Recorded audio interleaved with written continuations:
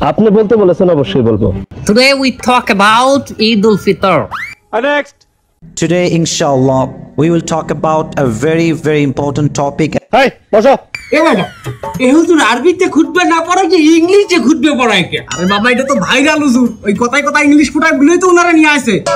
Either namaz, 6 takbir. 6 takbir. Number first takbir is hands up.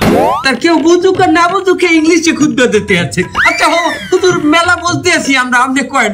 সম্মানিত viewers, আপনারা যারা আমার এই বয়ানটি আমার এই লাইভের মাধ্যমে দেখতেছেন, তারা অবশ্যই আমার চ্যানেলটি সাবস্ক্রাইব করবেন, লাইক কমেন্ট করবেন, এবং আমার একটা টিকটক হালাল আইডি আছে, হালাল টিকটক আইডি, ওটাতে আপনি স্টার দিবেন।